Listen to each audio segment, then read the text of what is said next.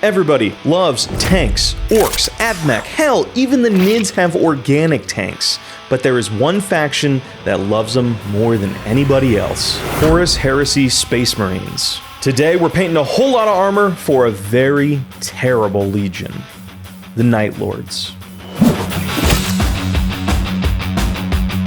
Hey ghouls, my name's Blake Rhea, and this is Love, Death, and Dice. I've got 20 Horus Heresy Night Lords vehicles crying out for a coat of paint, and it's been a while since I've done a painting challenge, so I'm giving myself, 24 hours to paint them. Why 24 hours? Well, Alan Wake 2 comes out in a couple of days, and I don't care if these models are unfinished by then. Nothing matters but that video game. Boom! Timer. Like any good crime against time, love that rhyme. Oh, that also rhymed. Like any good crime against time, we need a plan of attack to batch these models. Before tackling this larger project, I did do a tester model. Luckily, this is where I made most of my mistakes, saving me time here. From this tester, I've broken my process down into simple, quick, and most importantly, batch-friendly steps. The key takeaway here is that I am avoiding one thing as much as possible: precise brushwork. If you can reduce that, you will have a much easier time painting this amount of models. Enough prep, let's block in the majority of their color, which is, of course, blue. Outside, and using my spray paint booth, I hit each of these vehicles with Army Painter's Deep Blue Primer. Once this dried, I sprayed each of them from a 90-degree angle above with the brighter Magic Blue from Vallejo. Rotate the model to hit it at this angle from all sides. I never hit it directly from above, as this would obliterate all of the texture on the top-facing panels. Think of this as the initial ambient light from the environment. These two paints will give our tank some basic shadows and gradients, but we'll need to sharpen up the edges of the models to add definition. Are we edge highlighting?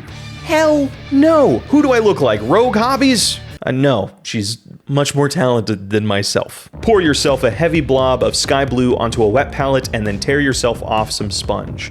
Take this sky blue and tap all of the hard edges of your model. If I did this on a regular palette and removed the excess with a paper towel, the paint would not only look chalky, but the sponge would dry out faster, wasting paint to do less. When you need a lot of mileage out of your paints, wet palettes are the move. After 3 models, I was able to get this process down to 5 minutes per model, even on the big ones like the Spartan. It better defines each panel as well as begins our weathering. If you'd like the model to have some longer scrapes alongside the hull, take the sponge and drag it from one hard edge to however long you'd like the scrape to go, applying the most pressure on the hard corner and then going light as it's scraped along. This worked out especially well on my drop pods, which should look scraped to hell since they fell from, space.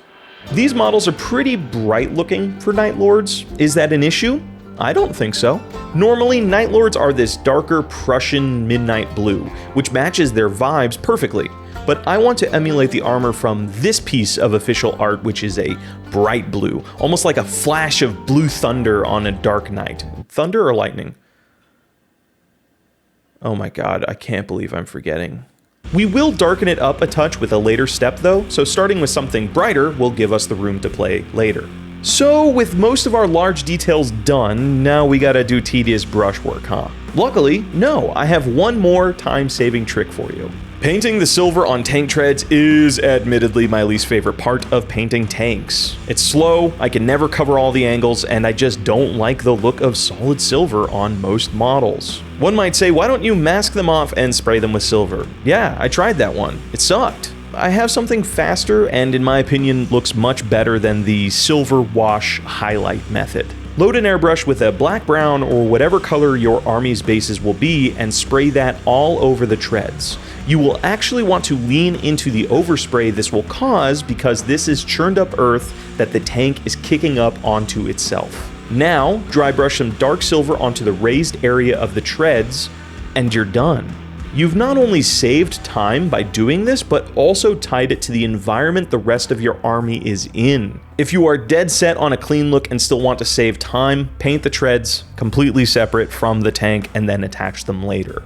To add to that, I want to share a screw-up of mine so you can avoid it yourself. paint the sponsons separately. Chaos Black spray paint will go loads faster than what I'm about to do.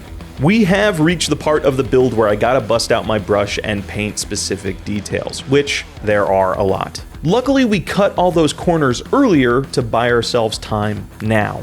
Using Black Legion contrast paint, which flows really well out of the pot, I hit each and every part of the vehicles that I'd like to be metallic or gray. Things like the vents, barrels, bolter casings, chains, exhausts, spikes, and the sponson weapons. This took, 4 hours. I did get to listen to Hamilton 1.5 times, which is the ideal amount of Hamilton in one sitting. Next, I dry brush the body of each sponson weapon with warm gray to bring out the textures that aren't metallic. I then dry brushed the remaining black areas with dark silver and then followed that with a lighter dry brush of silver. My final metallic step is to paint various trim elements with old gold. Things like the coils of the Volkite weapons, power cables, as well as some of the decorative embellishments the Night Lords have chosen. All of this is to create metallic elements that have decent texture and cheaty highlights. In the future, I want to explore other ways to paint quick metallics, but this worked for this batch of models and the time I had with them. I'm 16 hours in and my body hurts in ways I didn't know were possible. My eyes, my face, my back, the organ in our bodies that keeps track of our free time and if we're wasting it or not. I'm gonna take a quick breather and add some names to my toolbox.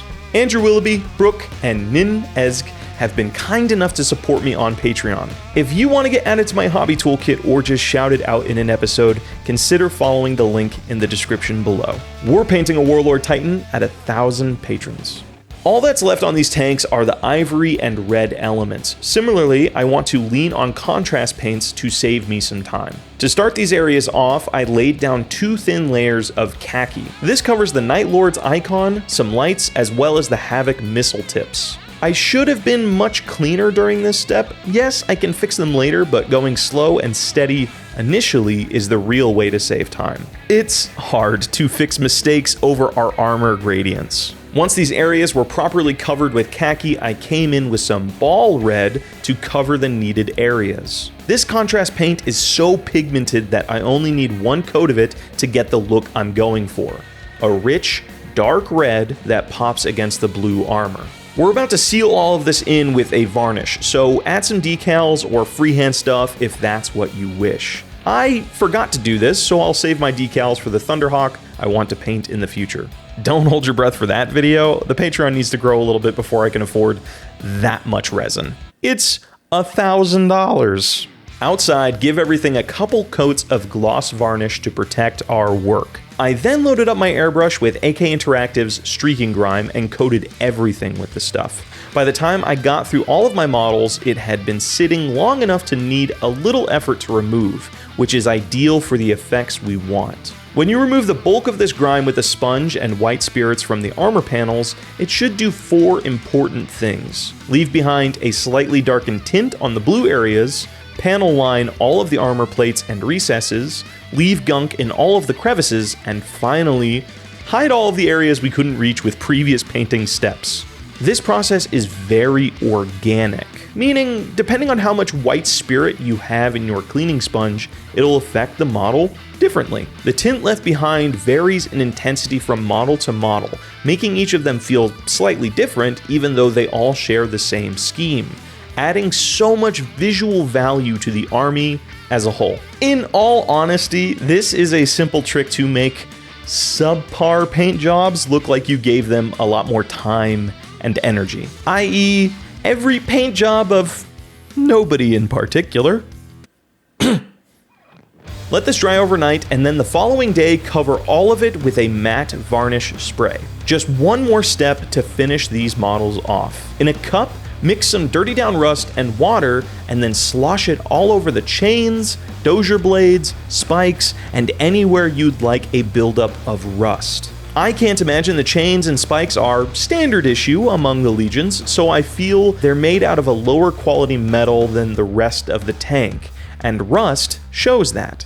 At hour 26, with my hands practically shaking and my eyes bloodshot, I had this.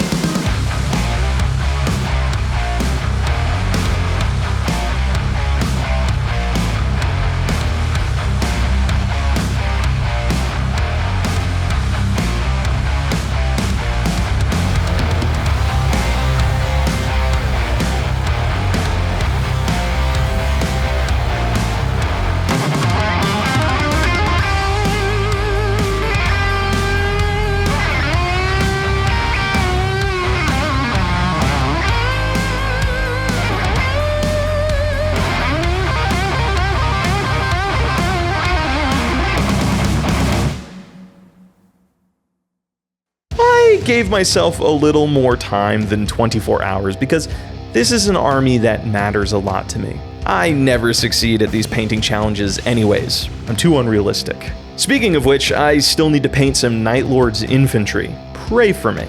That's 60 models. I'm gonna go play some Alan Wake 2. You go paint some tanks. Ave Dominus Nox.